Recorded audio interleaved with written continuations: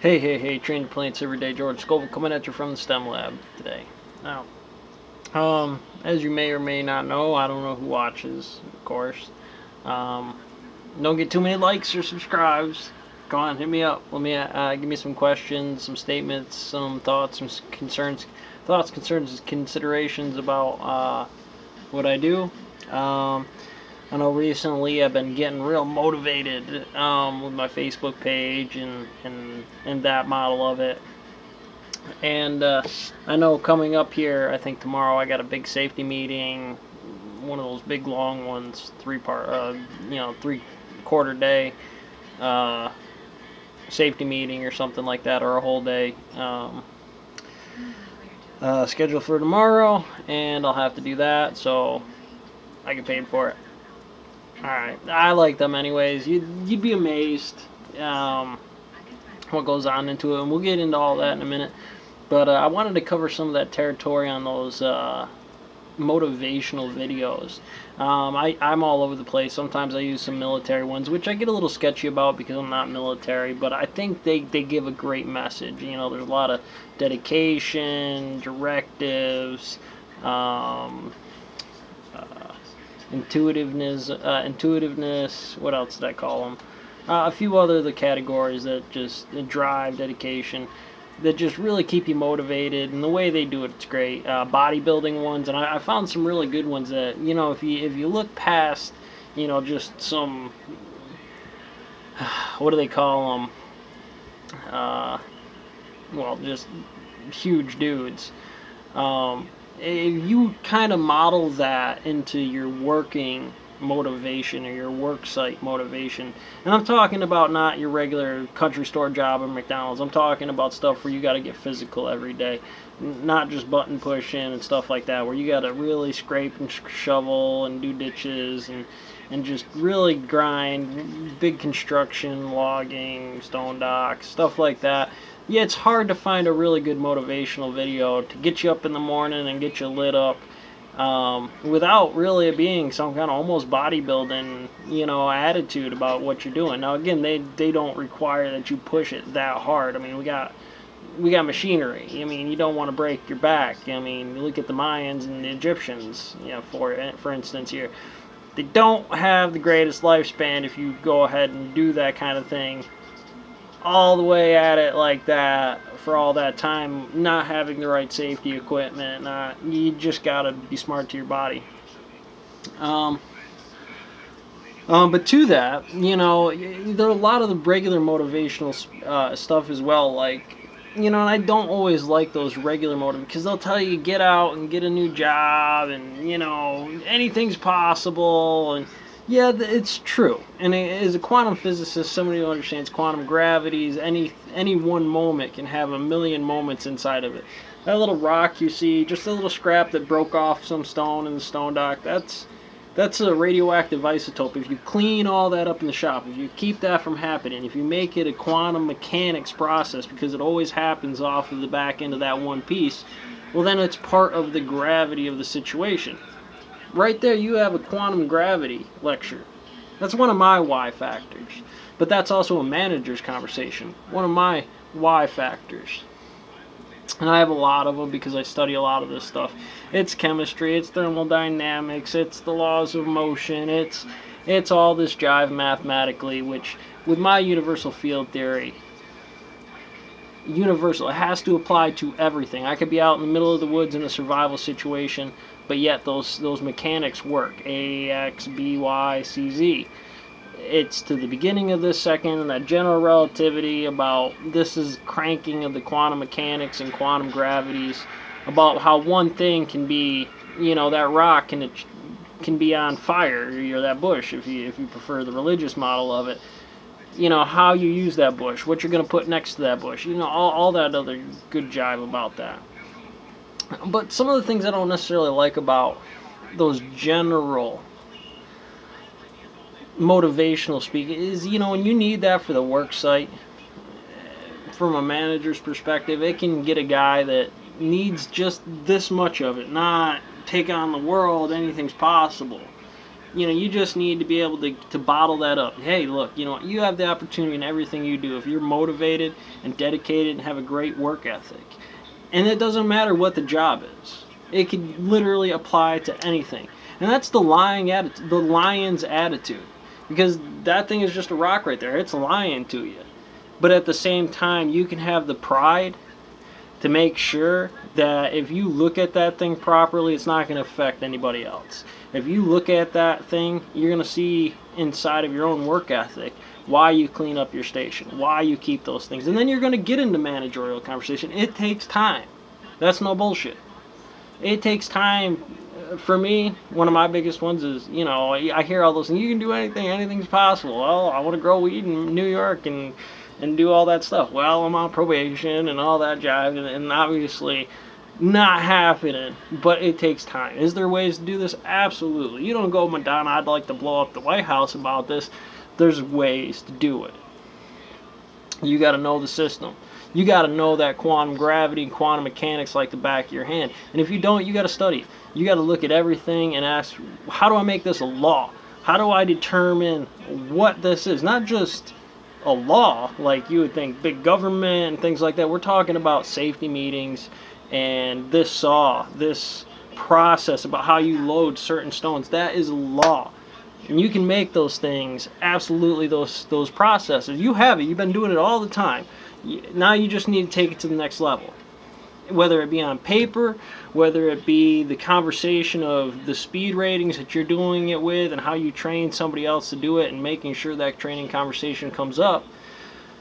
You gotta ask the question. You gotta make the statements. You gotta have a little bit of chutzpah. You gotta have the nuts to be able to work hard and just grind it out for a while before you say something. Before you go into that office in an open door policy place and be like, "Hey, these are those kinds of conversations." So, that's all again general relative. You look at a place like Johnson Roads and Tompkins. They're great. The big area around here. This is one of the only places in the world you find bluestone, and those are the two big dogs. There's a few other ones out there, but those are the two I know right offhand. But again, I got a safety meeting coming up, and I want to talk about some of my why factors, because I have a bunch that go on. I mean, I got $10 million worth of STEM problems that I have to equate to everything. The saw, that piece of rock on the ground, that's not just a rock, it's a radioactive isotope, ready to fuel my power plant to make me a manager, and ready to go off like a nuclear bomb to my plan. Is not that I'm gonna do that. Obviously, there's hierarchy and systems, and we're not getting. But you got to think about that stuff. See how that rock right there is sitting there thinking like that? It's got all those options, and that's Scientology notation about here's this ashtray talking to you. But that's something different. We're not gonna get into that right now. I talk about them like generals. It's just a conversation somebody told me back in the day, and you hear it, you think about it, and the Mason conversations. And Masons for me is physics. You have the option how to crank wrenches, and that's all mechanics. That's all this process, how to work the forklift, lay the table, take the thing off, flip it so it doesn't counterbalance and get all wonky, look at the stack so it's not going to fall over, and just crazy. But the more you get better at those things, the more physics you know to do those things, the less likely they are to happen. You can think about those weights a little differently. So we got a safety meeting coming up. I know what's coming on. I hate OSHA safety meetings. Not because I hate them. I love them. You'd be amazed how efficient and how productive a safety meeting can be if you really know how they're beneficial. And more importantly, not necessarily the meetings, but an officer. They can actually help you make your job real easy. Most of the time, the only reason they'd come over to you is because you're doing the process wrong anyways, and they want to lock you in. Law, bang. Here's rocking the torch. Do it like this, bang. And I know it may seem like it hurts a little bit, but if you keep on that process like that, your body's going to get used to it after a while, and it's not going to hurt no more. Are you wearing your back brace? No. Well, go figure why shit hurts, and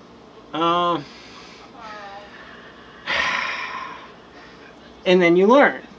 And then you'll do that stuff, and over time that's going to pick up, and you're going to get used to it, and stuff stops hurting so much. It stops being a problem. It's not as unsafe anymore. And all they did is really this with your elbow, and you'd be amazed.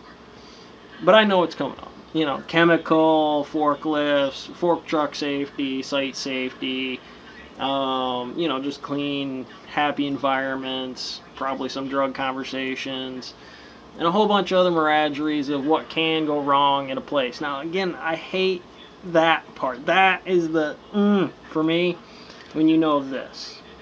Especially what I do with the resume and what I've done with gantry saws and what I've done to X them out into general relativity, because after they're all zeroed out, this is the universe. This is where this universe closes off. You might stack it over in the yard somewhere else, which is a different page, another chapter about another conversation. But what can go wrong for me, this is why I'm one day I'll probably go out to get an OSHA tag, but you got to know that stuff as a worker before you ever do. You just can't go, I want to be a safety worker, and never do any of that stuff hands on yourself, because you'll never really know what'll bite you. We'll stop making calculations and losing digits.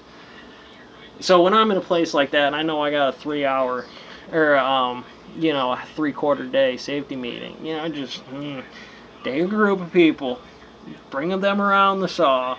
This is what'll kill you. See this fork truck right here? It don't like you. It wants to hurt you. It doesn't like you at all. This is all the ways it can hurt you. Make sure they don't do this. And some of those are specifically laws. And when I see you doing stuff like this, I'm going to cite you on.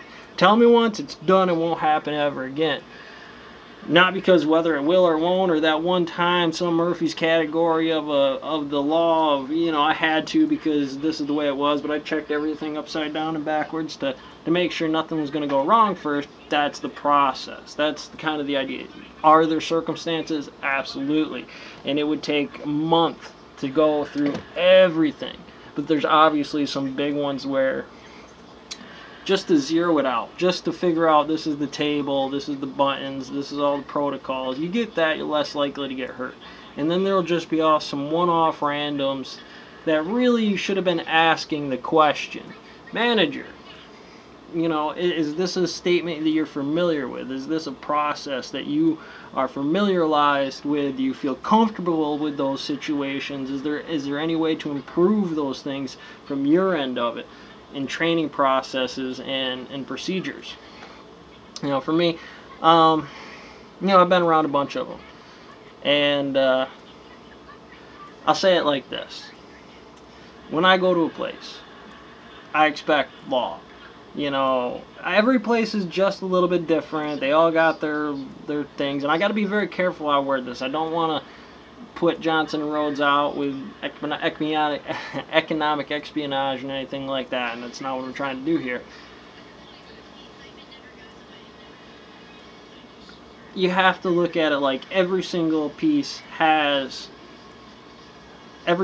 has a certain category of law. I'm laying block in this. There's cribbing, there's floor, this is how you unload that block, this is how you flip that, that's how you chip the edge. No substitutions. In this place, there's really only a maximum, maybe a couple different variations on that, given the team dynamics that you're working with. But that's why I look at crank. General relativity is cranking the solar system to tell time, and you can go with one calculation over here. If you got a certain team dynamic that work in a certain way, you can go ahead and make that law right there. I want you guys to do it just like that every single time, no substitution. I clear it, it looks safe. There shouldn't be any kind of weird product that come in here that gets all fucking weird. Unless there was, and if there ever is, let me know so I can come down, videotape it, and make it law again, fit it into the OSHA category of what these standards are. Because when I did this with my resume and systems like that, this was a resume. I could use those skills to not only get into other operating jobs, but also help with the standards of safety lectures, with an OSHA tag, with a lot of other things. Just by drawing out some things, knowing the scales and dimensions, the particles, pieces that make out the whole entire process on a string theory concept. And that makes things way safer when you can go 1, 2, 3, done. I hope everybody understands what I'm trying to say. But, I know what's coming in those videos, and I know what's coming on the tests and things like that, and it just drives me a little wild knowing that you got everything right there for a direct physics class, a psychology class, and you're not doing it. All of them do it. Now, I'm not bitching. They got laws, but catch you on the next one.